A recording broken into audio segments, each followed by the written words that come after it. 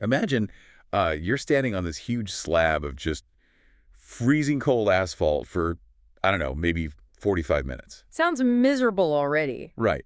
And you're just shuffling your feet forward, like inch by inch. You're surrounded by hundreds of other tourists. Everyone's clutching their water bottles, craning their necks. Just waiting. Exactly.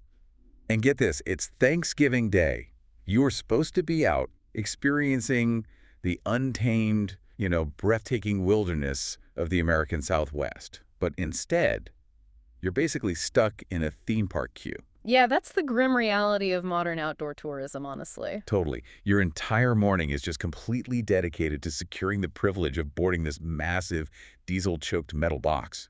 And once you're actually inside, you're just crammed shoulder to shoulder with strangers. Fighting for window space. Yes, you're fighting for a sliver of tinted glass just to catch a tiny, fleeting glimpse of a mountain peak. Which is, I mean, it's crazy. We treat our most majestic landscapes as drive-through attractions now.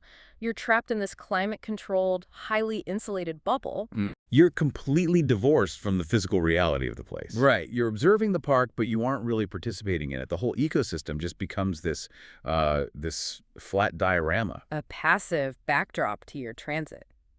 And that traditional American road trip model, I mean, it's reached its absolute breaking point, especially when you look at the geography of Zion National Park in Utah. Oh, absolutely. It's the third most visited national park in the whole United States. Which is wild. And when you actually stand at the base of Zion Canyon, the scale is just incomprehensible. You're looking up at these sheer, multicolored rock cliffs that tower thousands of feet straight up into the sky. You feel the crisp, aggressive mountain wind. Yeah, you smell the cottonwood trees, the dust. And the moment you experience those sensory details, that standard passive windshield experience inside a shuttle bus suddenly feels like a profound waste of time. It really does.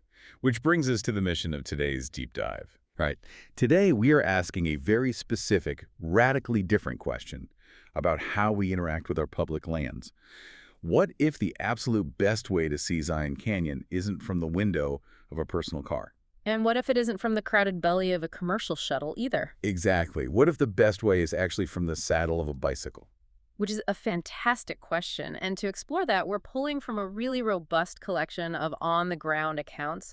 We have data from solo riders using e-bikes, traditional endurance cyclists, and this one really great account from a massive multi-generational family outing. Yeah, that family source is amazing. They had teenagers riding right alongside grandmothers. It's incredible. And we're also factoring in all the official infrastructure guidelines from the Zion National Park Lodge, just to understand how the park itself accommodates this shift in transportation. Okay, so let's unpack this. Because bypassing a 45-minute wait on Thanksgiving Day to jump on a bike sounds super appealing in theory. But my immediate instinct is that cycling in National Park is, reserved for elite athletes in spandex. I just imagine grinding up these treacherous mountain passes, completely exposed to the elements. That's the standard assumption, yeah. Right.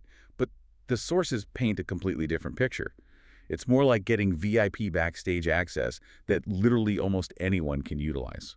It's like walking past the endless line for a stadium concert, flashing a pass, and just strolling right onto the stage. Exactly.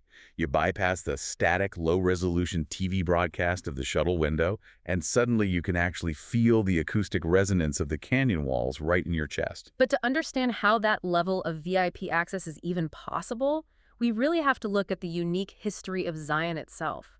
The infrastructure forces a very specific behavior. Yeah, because the precise reason those shuttle queues are so nightmarish is the exact same reason the cycling environment is so pristine, right? Precisely. The foundational element of this whole experience is the evolution of the park's car ban. The car ban. It's the unsung hero of this entire story. Because it's so easy to assume that riding a bike through a popular national park means you're constantly dodging massive rented RVs. Or stressed out parents hunting for a parking spot. Oh, the worst. But historically, that actually was the reality, wasn't it? Oh, yeah. The Zion Canyon Scenic Drive was originally built for that post-World War II boom in automobile tourism. But the geography there is totally unforgiving. It's a dead-end, glacially carved gorge. Right. There are no expansive meadows to just pave over for parking lots. Exactly. So by the late 90s, the canyon was effectively functioning as a gridlocked parking lot. The natural soundscape was completely obliterated by the drone of idling engines. And the air quality was suffering too, I imagine. It was terrible, so the park administration had to make this really drastic, highly controversial choice. They implemented a mandatory shuttle system and banned all personal passenger cars from the main scenic drive. And initially, based on the historical context from our sources, that ban was somewhat seasonal. It covered the peak summer months, roughly April through October. Right, but the modern reality is way different. There's been a massive surge in year-round visitation. One of the solo cyclists in our sources actually interviewed a park employee who confirmed the new normal. And it's intense. It is. The sheer volume of tourists has forced the park to extend that car ban significantly. Personal vehicles are now entirely prohibited from entering the scenic drive from March all the way through the end of November. A 9-month prohibition. I mean, to the average tourist planning a summer road trip, discovering you cannot drive your own car into the main canyon probably feels like a massive restriction of freedom. It definitely creates immense logistical friction for the typical driver. The only window for, unrestrained vehicular access is the dead of winter. December through February, when no one really wants to go because of the harsh conditions. But here's where it gets really interesting for our purposes. That logistical friction for the driver creates a literal utopia for the cyclist. It really does. When you physically remove thousands of unpredictable, stressed-out drivers from an 18-mile stretch of perfectly maintained asphalt, the environment just fundamentally transforms. You're left with this smooth, sweeping ribbon of road shared almost exclusively with highly trained shuttle drivers, a few pedestrians, and your fellow cyclists. Finding 18 consecutive miles of flawless paving through a world-class geological wonder, completely devoid of civilian traffic, that's an absolute anomaly in North America. It's a highly engineered, artificially preserved sanctuary, and this is a big but, that sanctuary sits behind a major bottleneck. Oh yeah, getting in. Right. You have to figure out a strategy to get your physical body and your bicycle through the heavily fortified front gates of the park. Because arriving at Zion is an exercise in extreme patience if you don't know the hacks. And our sources outline some incredible hacks. So let's look at the baseline expectation first. Okay, the baseline. A visitor drives up to the main gate, fully intending to park inside the park boundaries at the official visitor center. And the entry fee for a private vehicle is $35. Which, paying the fee is actually the easy part. The catastrophic failure point in that plan is just the physical scarcity of space. Yeah, that family source we're tracking, the one with the kids and the grandmas, they attempted this exact strategy. They drove their vehicles into the massive main lots inside the park during a peak window, and they hit a complete wall. Completely full. Totally full. Not a single space available. You can just imagine the stress. You have the whole family loaded up with gear. The kids are getting restless. And you're just slowly circling rows of parked cars, praying someone leaves. It's a terrible way to start an adventure. It is. The supply and demand curve for internal parking at Zion is just permanently broken. But the sources reveal a critical bypass mechanism. The town of Springdale. Yes, Springdale. It borders the immediate southern boundary of the park. It acts as this gateway community. And it's basically the release valve for the pressure of the park. One writer really documented the parking situation out on the town streets thoroughly. You can find paid parking lining the main thoroughfare of Springdale, directly leading up to the park entrance, for roughly $20 a day. Which is cheaper than the park fee anyway. Yeah. And utilizing that Springdale parking infrastructure completely rewrites your morning routine. How so? Well, instead of sitting in a mile-long line of idling cars waiting to cross the vehicle toll booth, you just unload your bicycles at your parking spot in town. You literally just gear up right there on the street. Exactly. And then you simply pedal your bike up to the dedicated pedestrian entrance. I love that. It's a completely separate channel. You pay a reduced entrance fee, around $20 per person, for walking or biking in. You show your ID, and you walk your bike across a bridge right into the park. You skip the vehicular gridlock entirely. It's brilliant. It's so strategic. Right. But that choice of where to park your car subsequently dictates the entire physical scale of your cycling expedition, right? It does. We have to address the varying fitness levels here. The core route, from the visitor center up the canyon to the turnaround point and back down, that's a firm 18-mile round trip. 18 miles is like the golden number for a really robust, fulfilling day outdoors. It won't completely destroy the legs of a casual rider. It's perfect. It provides a sufficient challenge without requiring elite endurance. But the sources indicate that dedicated road cyclists utilize a much wider geographical footprint. You don't have to park at the gate. Right. The endurance junkies can start much further out. Yeah, the sources mapped out a route starting all the way from the town of Hurricane. Hurricane is situated approximately 23 miles away from the Springdale entrance. Which is a massive jump, right? If an athlete decides to park in Hurricane, ride the high desert highway all the way to Zion, complete the 18-mile scenic drive inside the canyon, and then pedal all the way back to Hurricane, they have suddenly engineered a grueling 50-mile round trip. And a 50-mile excursion through the arid, undulating topography of southern Utah is a serious athletic endeavor.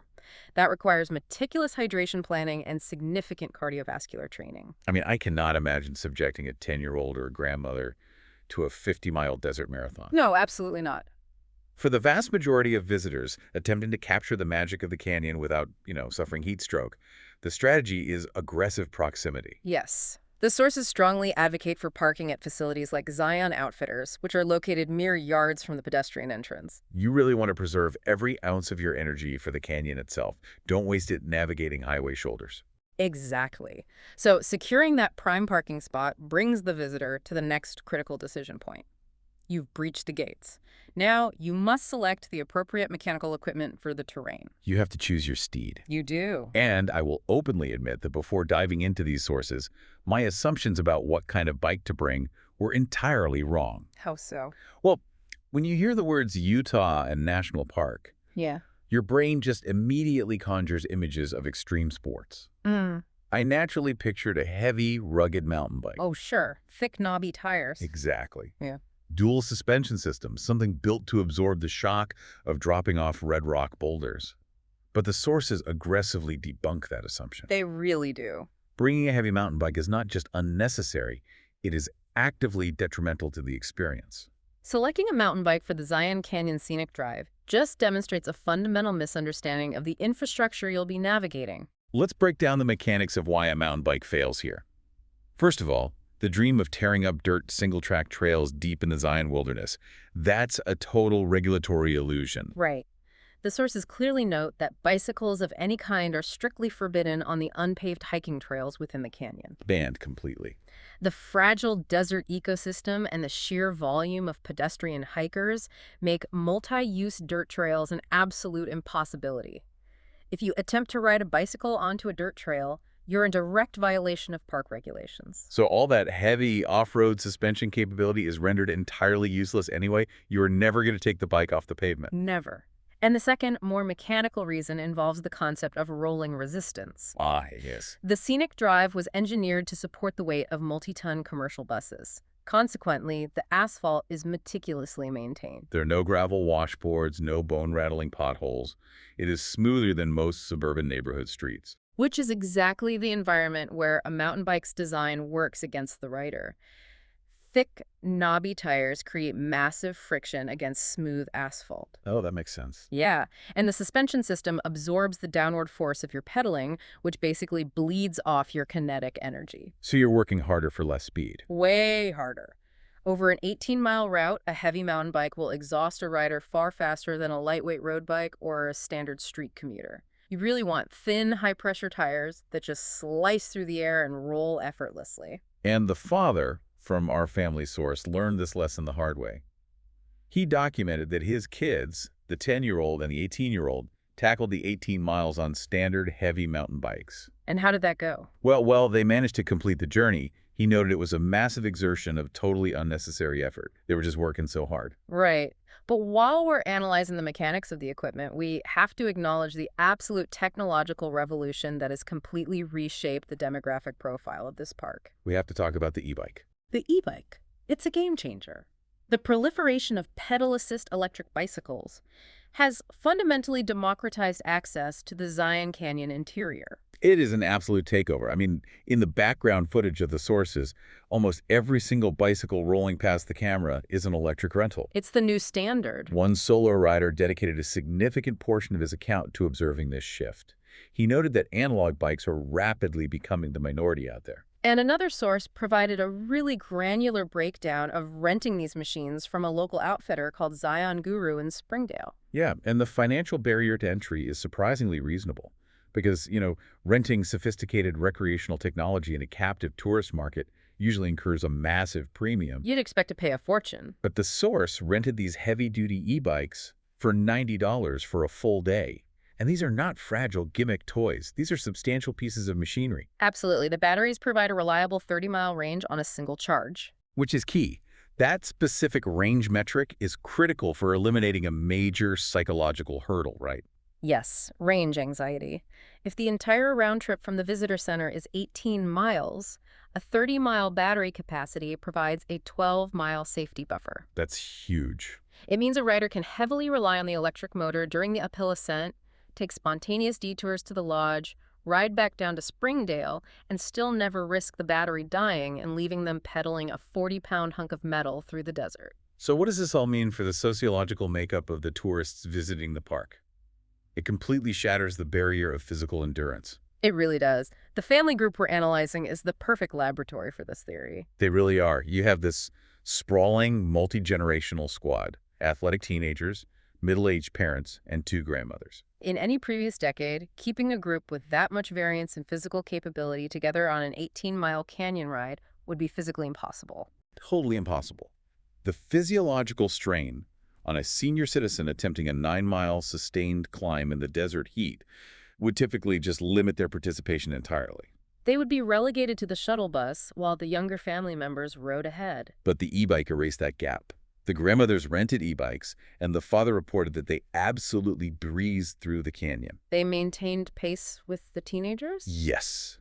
The father was so ecstatic, he specifically stated, "That's why I love e-bikes." It allowed 3 separate generations to experience the canyon as a unified pack. And the diversity of transportation methods doesn't even stop there. Oh, right. They documented a father hauling a literal infant behind him in a 2-wheeled fabric trailer. Relying entirely on his own leg power on an analog street bike. The infrastructure just supports everyone. It does, but the utility of the e-bike extends far beyond just propulsion. The sources highlight a specific design feature of these rentals that solves a major logistical headache for park visitors. Are you talking about the cargo transport? Yes.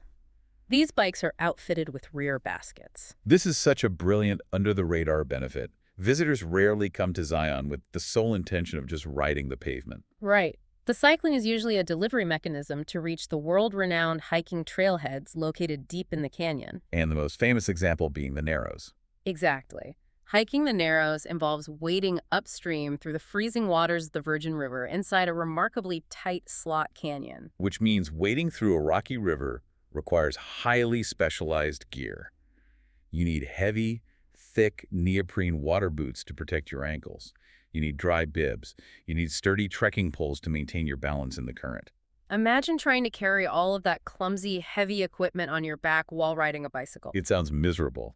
Yeah. A heavy backpack dramatically shifts a cyclist's center of gravity and increases back strain, especially on an incline. But the e-bike rental includes this massive reinforced basket over the rear tire, complete with a heavy-duty locking mechanism. And the sources demonstrated how this transforms the bike into a mobile locker room.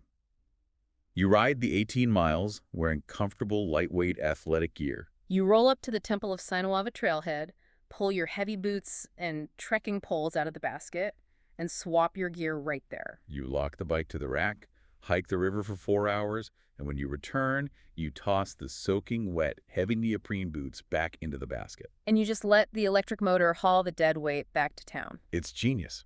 You completely bypass the suffocating shuttle queues, you transport bulky equipment without any physical penalty, and you arrive at the trailhead entirely refreshed rather than exhausted. It's the ultimate hack. Okay, so you are through the gates. Your gear is secured in the basket. You understand the electric assist. Now we really need to map out the physical sensation of the ascent. Let's walk through the exact progression of riding into the belly of the canyon. So the transition from the busy visitor center to the open scenic drive involves navigating a very specific buffer zone first, right? Yes. Before the road truly opens up, cyclists are routed onto a section commonly referred to as the Paris Trail or the River Trail. And how long is that? This covers approximately the first 1.5 to 2.5 miles of the journey. Now, my immediate concern with a dedicated path at the entrance of a major national park is just the sheer density of humans. And that concern is entirely justified. This initial segment is a shared, multi-use path. It hugs the banks of the Virgin River and serves as a major artery for foot traffic. And the sources pointed out a bizarre anomaly for a national park here. Dogs are actually permitted on this specific trail. Which is very rare. Right.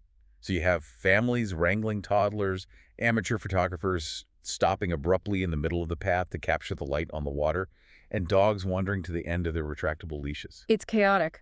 This environment requires an immediate and drastic adjustment in your cycling etiquette. You really have to rein it in. Absolutely. The kinetic energy of a bicycle must be aggressively managed when sharing space with unpredictable pedestrians and animals. One of the sources captured the vibe perfectly with this great phrase, "There are no yellow jerseys here." I love that. Yeah, this is not a stage of the Tour de France. You are not clipping into your pedals and sprinting for a personal record. Yeah. The speed limit is functionally a fast walk.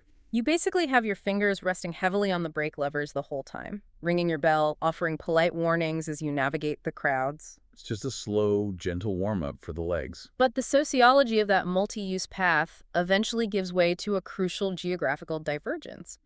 You reach the end of the river trail, and you arrive at the fork. Ah, the fork. Yeah. This is where you finally leave the casual walkers behind. Exactly. The Yeah. road splits. If you veer right, the highway climbs rapidly up and out of the canyon walls, tunneling through the rock and heading east towards Bryce Canyon. And that road is terrifyingly steep. It's packed with massive RVs, completely exposed to vehicular chaos. You do not want to go that way on a bike. But if you veer left, you pass the gate. You enter the Zion Canyon Scenic Drive. The car ban takes effect, and the true ascent begins. The visual psychology of entering the main canyon is so intimidating.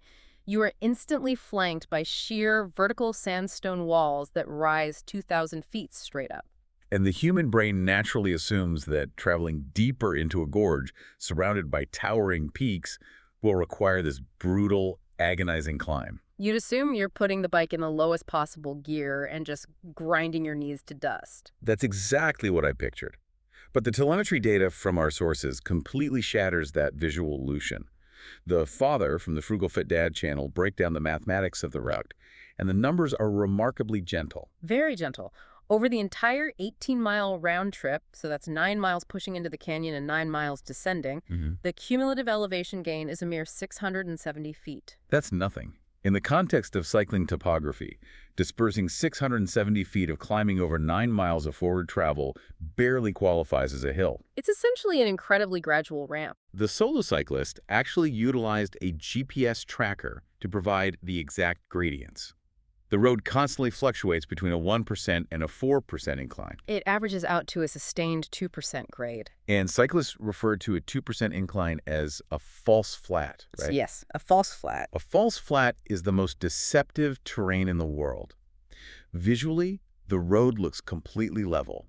Your eyes are telling you that you are riding on a flat surface. But your calves are suddenly burning. Exactly, your breathing gets heavy. It is like walking on an airport-moving walkway that you don't realize is tilted upward. You're constantly outputting effort to maintain momentum, but you never hit a wall that forces you to actually stand up on the pedals. It's just a slow, methodical, rolling burn on the way in. But while the mathematical gradient is mild, assessing the physical challenge purely by elevation ignores the brutal reality of the environment. The weather. The weather. The exertion is exponentially magnified by the canyon's microclimate. Because the elements in a desert canyon do not play by normal rules. One of the solo riders documented his trip in mid-April. And if you look at a calendar, mid-April in the American Southwest sounds like an idyllic, warm spring vacation. Sounds perfect. But a storm front had pushed through the region the night before his ride. When he unloaded his bike at dawn, the ambient air temperature was 45 degrees Fahrenheit. 45 degrees stationary is chilly. 45 degrees when you are actively generating wind chill by moving at 10 miles per hour on a bicycle. That is profoundly cold. Furthermore, the immense geological structure of the canyon operates like a thermodynamic funnel. Yes, explain that funnel effect, because the wind was a massive adversary for these riders. So the towering rock walls act as massive heat sinks. As the sun rises and begins to heat the upper atmosphere, the cold, dense air trapped at the bottom of the canyon floor begins to shift. Creating these aggressive thermal drafts. Exactly. The canyon walls physically constrain these air masses, forcing the wind to blast directly down the corridor. And the family riders experience this phenomenon in real time. On their 9-mile ascent, they weren't just battling the 2% falls flat. They were riding straight into the teeth of a sustained headwind, funneling down the gorge. You have cold air, a relentless headwind, and a constant uphill pedal. The obvious question is, how do you possibly dress for an environment that hostile? Well, attempting this ride in a cotton t-shirt and standard athletic shorts is a recipe for deep discomfort, even if the temperature feels moderate at the visitor center in Springdale. The sources relied on trial and error to perfect a really rigorous layering strategy. One of the mothers explicitly warned against wearing traditional thin spandex cycling shorts. What did she wear instead? She opted for thick, fleece-lined athletic leggings.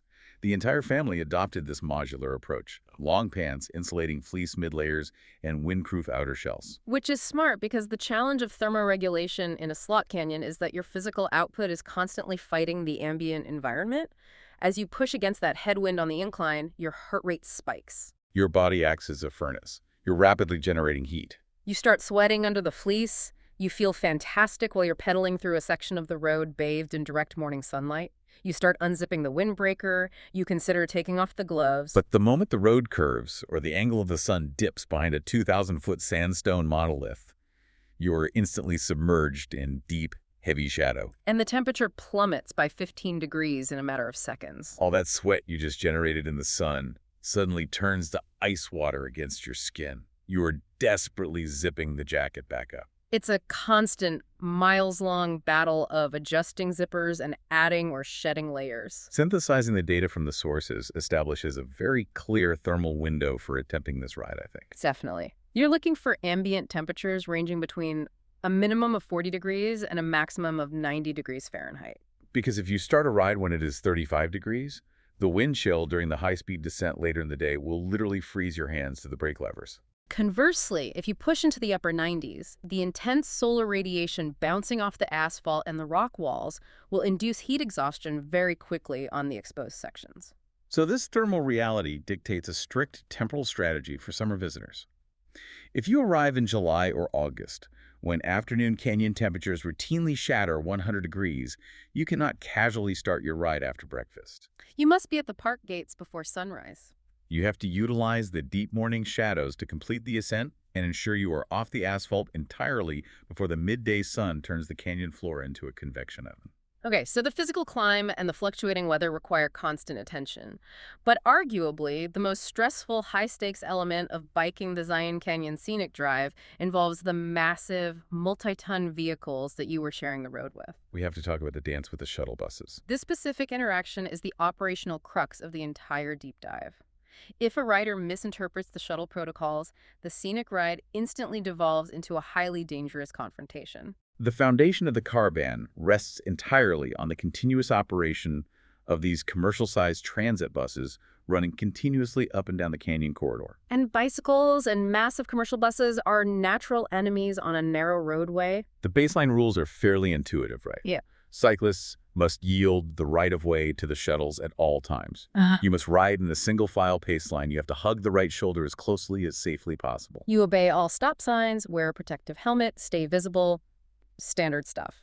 But Zion enforces a hyper-specific, entirely unique mandate that confuses almost everyone who doesn't research it beforehand. The park calls it the foot-down rule. Yes, the foot-down rule. Yeah. What is fascinating here is the sheer rigidity of this protocol and the specific physical mechanics that necessitate it. The mandate dictates that when a cyclist hears or sees a shuttle bus approaching from behind, they're not permitted to simply drift the right shoulder and continue pedaling at a reduced speed. Which is exactly what you would do on literally any other road in the world. Exactly. But in Zion, that behavior is strictly prohibited. The cyclist must locate a designated paved turnout or a sufficiently wide section of shoulder, pull their bicycle completely off the active lane, engage the brakes to come to a dead stop, and physically place one foot flat on the asphalt. A dead stop. And the consequences of ignoring this rule lead to incredible tension, which was perfectly illustrated by the solo rider from Fiesta Adventures. His footage provides a masterclass in what not to do. It really does. So he is cruising up the scenic drive, enjoying the falls flat. He hears the heavy rumble of a diesel engine creeping up behind him. And he acts like a standard road cyclist. Right. He checks his shoulder, sees the bus, and simply shifts his line a few feet to the right to provide an open passing lane. A completely logical maneuver in a standard municipal setting. But the bus does not pass him. It drops its speed to match his, and it just hovers on his back tire. Oh, that sounds so stressful. It is. He is pedaling, the bus is pacing him, the tension is palpable. The rider can clearly hear the female shuttle driver broadcasting over an external speakerphone. She's communicating with the driver in an oncoming bus, right? Yes, she's audibly complaining about the situation, saying things like, "I don't really like it either." The cyclist is experiencing pure panic. He looks at the wide-open road ahead and thinks, there is a massive gap. Why won't this giant machine just accelerate and go around me? The psychological stress stems from a total lack of communication regarding the park's strict liability parameters. He didn't understand the protocol until he eventually gave up, pulled over at a scenic viewpoint, and had a very frustrated conversation with a park employee. And the employee demystified the encounter. Completely. The shuttle driver was not exhibiting road rage. She was executing mandatory safety procedures. She was legally forbidden from passing his moving bicycle. She was slowly pacing him, waiting for him to pull over and plant his foot. Once the mechanical reality of the canyon's architecture is understood, the logic behind the foot-down rule becomes impenetrable. It really does. Explain the physics of this, because forcing a cyclist to stop and lose all their hard-earned momentum feels almost punitive at first glance. Why can't a professional bus driver just give a bike a 3-foot berth and pass them? Because a bicycle, by its very nature, is a dynamically unstable system. It requires forward momentum and constant micro-adjustments by the rider to remain upright. It wobbles. Especially on a 2% incline when a rider is starting to fatigue. Exactly. Add to that instability the potential for sudden environmental hazards.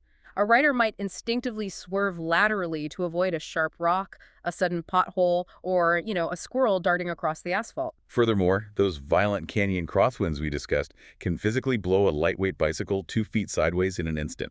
Now introduce a commercial bus into that unpredictable environment. The Zion Canyon Scenic Drive was not built to modern interstate highway standards. No, it follows the natural curvature of the river. It's littered with tight, blind corners and sections where the shoulder simply vanishes against a sheer rock face.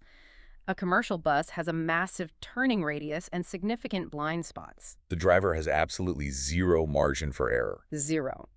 If they attempt to pass a moving, wobbling bicycle on a blind curve and a gust of wind pushes the rider left, the result is a fatal collision. The physics demand total predictability. Precisely. By forcing the cyclist to execute a full stop and plant a foot, the park actively eliminates all kinetic unpredictability. The bicycle ceases to be a dynamic, swerving vehicle and becomes a static roadside object. The bus driver can then mathematically calculate the exact trajectory needed to safely maneuver their massive vehicle past the stationary target. The rule mitigates the catastrophic risk of the narrow road. Knowing that the driver is prioritizing your life makes the loss of momentum entirely acceptable, I think. Totally. The solo rider noted that the very next time a bus approached, he immediately pulled into a turnout, stopped, and planted his foot. And what happened? The driver cheerfully waved, smiled, and passed him safely.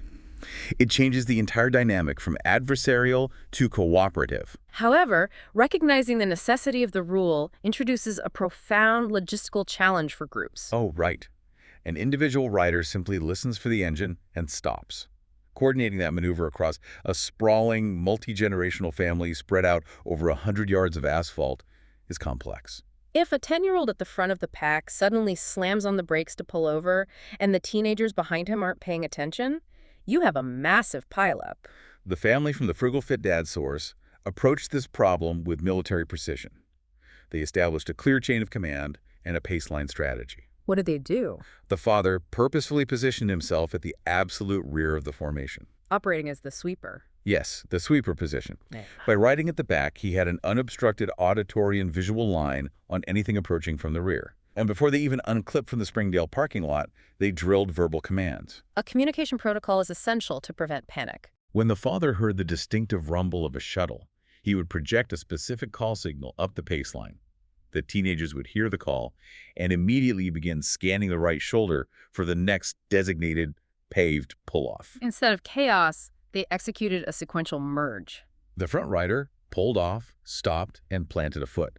The next rider pulled in behind them, and so on, until the entire family was safely lined up on the shoulder. That level of discipline really preserves the flow of the ride. And the data from their trip proves that the interruption is minimal. Across the entirety of the 18-mile route, battling uphill and cruising down, the father reported that they only had to execute the foot-down maneuver 4 or 5 times total. That's nothing. Each stop only delayed them by roughly 30 to 60 seconds while the bus passed. Sacrificing a cumulative 3 minutes of riding time to guarantee absolute safety against commercial vehicles is an exceptionally low tax to pay for accessing the canyon interior. And realistically, stopping your bike isn't a penalty in Zion anyway. Pausing the physical exertion to just look around is the ultimate reward. Let's pivot to that payoff. Let's talk about the sensory immersion of the canyon, because once the mechanics of the buses and the e-bikes fade into the background, the landscape really takes over. The defining metric of the cycling experience is the total eradication of visual and auditory obstructions. We return to your initial analogy of the VIP backstage pass. Right. A cyclist possesses a completely unmitigated 360-degree field of vision. When you are sitting in a passenger seat, the roof of the car physically blocks the sky. Your field of view is restricted to the bumper of the car in front of you and the lowest 100 feet of the canyon walls. But on a bicycle, you can tilt your head back and track the cliff faces thousands of feet up to the skyline. The sources were utterly mesmerized by the geological tapestry.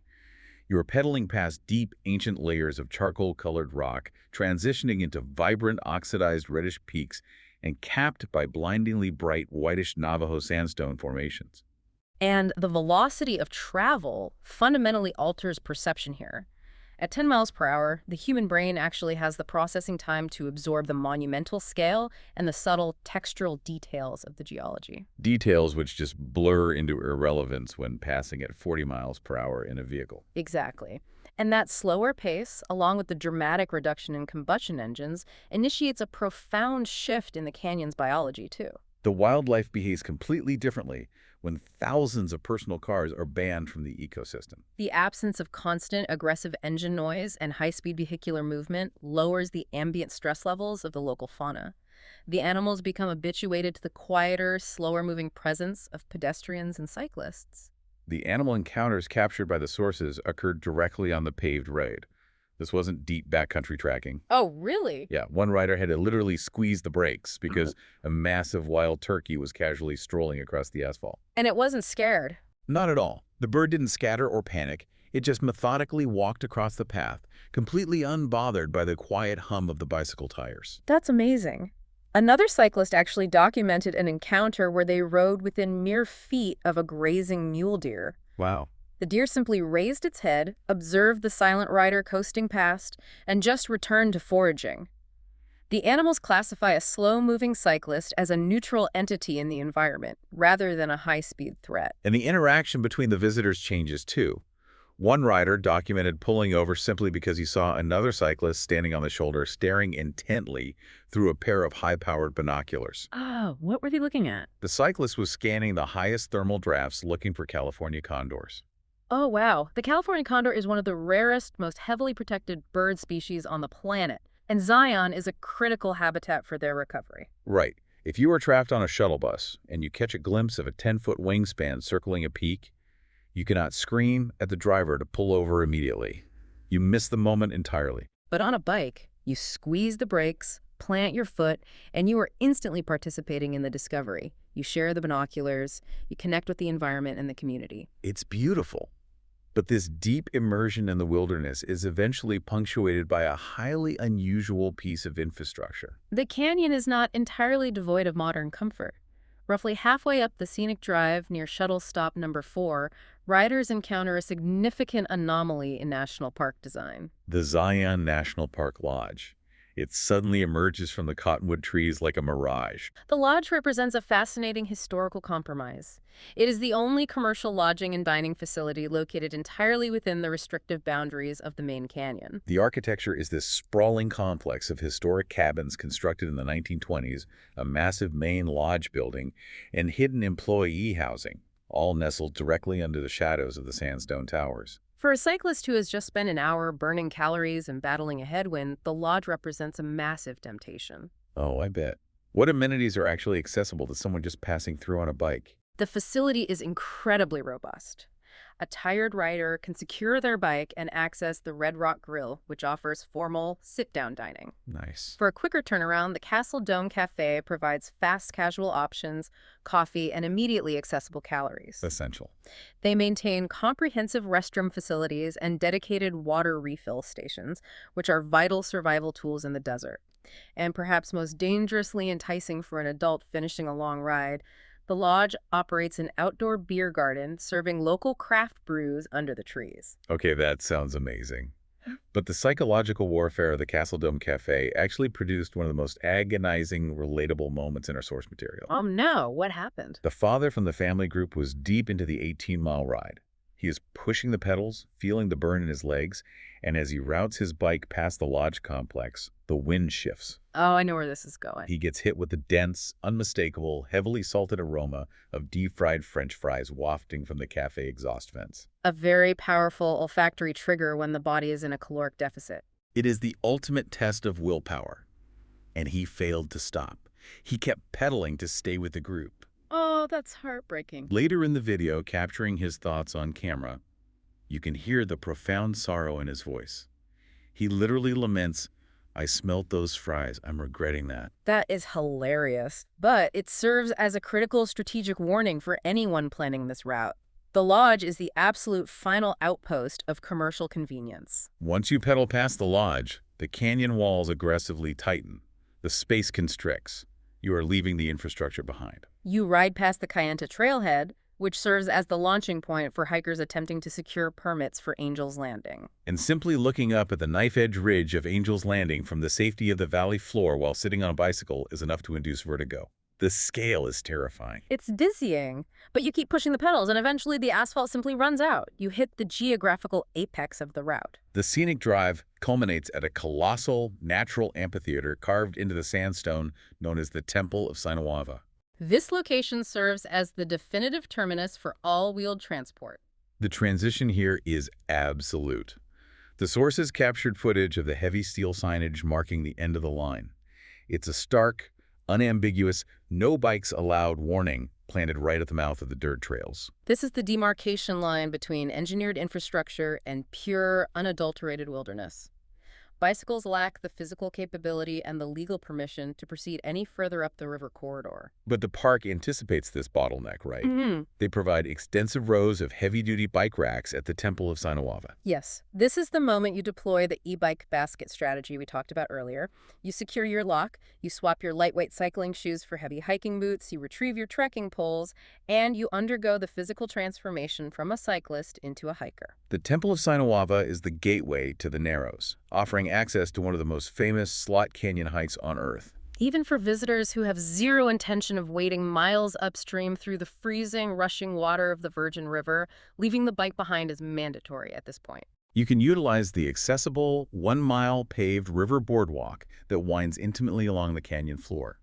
It provides a vital physiological cool-down period. You dismount, walk the flat path, dip your hands in the cold river water, and stare up at canyon walls that have narrowed until they are practically touching overhead. It is a moment to process the sheer magnitude of the accomplishment. Once the exploration of the Temple of Sinawava concludes, the biological demands of the journey shift entirely.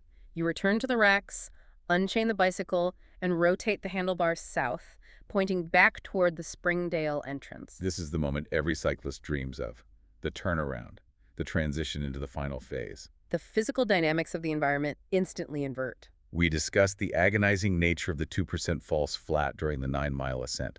When you turn that bicycle around, that relentless, invisible uphill gradient transforms from an adversary into a massive, silent engine. You are now aligning with the pull of gravity. The reduction in required physical exertion is immediate and profound. The kinetic energy generated by the decline essentially propels the bicycle without requiring significant muscular input from the rider. And the telemetry data provides a staggering comparison here.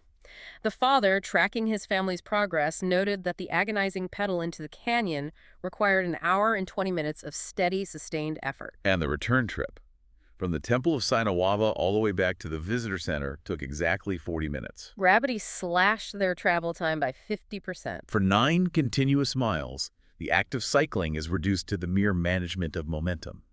You cease aggressive pedaling. You assume a relaxed posture, rest your fingers lightly over the brake levers to navigate the sweeping curves, and just allow the mass of the earth to draw you back toward the park gates. But the sources flagged a highly specific, potentially dangerous sensory consequence of that rapid descent. You cannot allow the ease of coasting to lull you into ignoring the elements. Right, we must revisit the canyon's thermodynamics. The velocity achieved during a sustained 9-mile downhill coast radically alters the wind chill factor against the rider's body. One of the riders actually analyzed his GPS speedometer data and was shocked to realize he was maintaining a speed of 25 miles per hour while completely freewheeling. 25 miles per hour on an exposed bicycle frame, cutting through the dense, cool air trapped at the bottom of the canyon, strips radiant heat from the human body incredibly fast. The rider explicitly noted that while his torso remained relatively comfortable, the rapid acceleration caused the temperature of his exposed hands to plummet. He was freezing. This is the exact scenario that validates the modular layering strategy we established earlier. You might have stripped down to a synthetic t-shirt while sweating heavily on the climb, but the moment you unlock that bike at the Temple of Sinawava to head home, you must aggressively relayer. You zip the windproof shell all the way up to your chin, you put the insulated gloves back on. If you fail to protect your extremities, the rapid loss of heat combined with the lack of physical exertion to generate new warmth will make the 40-minute descent totally miserable. But assuming the rider has executed the layering strategy correctly, the descent represents the absolute pinnacle of the Zion experience. It's described across the sources as a state of transcendent flow. The heavy, ragged breathing of the ascent vanishes. The mechanical clicking of shifting gears stops. Because you are not fighting the incline, your peripheral vision expands. You are no longer staring at your front tire in exhaustion. The auditory environment clarifies beautifully. Stripped of your own heavy respiration and the abrasive noise of passenger vehicles, the true soundscape of the canyon floor emerges. You are rocketing down the asphalt, and all you hear is the rushing current of the Virgin River continuously flanking your left side. You watch the vibrant, almost neon green leaves of the cottonwood trees flashing by, creating a stunning visual contrast against the deep, ancient red rock faces blurring in your periphery. You are effectively flying through a geological cathedral. It is a profound, high-speed interaction with deep time. As we synthesize the sheer volume of data we've unpacked today, the intricate history of the car ban, the physics of e-bikes, the critical safety protocols of the shuttle buses, and the thermodynamic realities of the canyon, a definitive conclusion really emerges for anyone planning a trip. The cumulative evidence from the sources points to a singular verdict regarding transportation within the park. The verdict is that bringing a bicycle to the Zion Canyon Scenic Drive is not merely a quirky secondary option to avoid a long line. It is not a backup plan. Biking the canyon is objectively, undeniably, the premier method of experiencing the landscape. It represents a structurally superior mechanism for interacting with the natural environment. Achieving that superiority demands respect, though. You cannot treat it casually. You must respect the thermal drops of the microclimate by bringing the correct layers. You must understand the limitations of a heavy mountain bike. Most importantly, you must strictly adhere to the safety mandates, executing that vital foot-down complete stop every single time a shuttle bus approaches your rear tire. But when you operate within those boundaries, the canyon rewards you with an experience that cannot be replicated behind glass. You secure the freedom to stop at any moment. You integrate with the wildlife. You entirely bypass the claustrophobia of the masses. And you earn an intense physical connection to the earth. Analyzing the success of Zion's cycling infrastructure forces us to confront a fascinating counterintuitive reality regarding how we manage and preserve our wild spaces on a national level. It completely flips our cultural understanding of restriction. Historically, when a governing body bans personal automobiles from a public roadway for 9 months out of the year, the public perceives it as a draconian loss of liberty. We view the removal of the car as a huge barrier to access. But Zion Canyon proves the exact opposite. By forcefully eliminating the insulating convenience of the personal vehicle, park management did not ruin the experience, they rescued it. They took an environment that was literally choking to death on its own traffic and engineered an incredibly intimate human-scale sanctuary. It is a stunning reframing of what it means to actually visit a place. It forces us to ask a critical question as visitation numbers at national parks continue to shatter records annually. What's the question? Well, what other heavily trafficked, gridlocked natural wonders across the country are currently being loved to death that could be radically transformed and perhaps permanently saved if we possess the courage to force every visitor to leave their car at the gate, step out of the climate-controlled bubble, and experience the majesty of the landscape at 10 miles per hour on two wheels? That is the ultimate thought to carry with you, because I guarantee, once you have felt the raw acoustic power of a 2,000-foot sandstone wall reverberate through the saddle of a bicycle, the idea of getting back into a car to look at a mountain just feels like turning on a tiny television set. Thank you for joining us on this deep dive. Secure your helmet, double-check your thermal layers, respect the shuttle buses, and we will see you out there.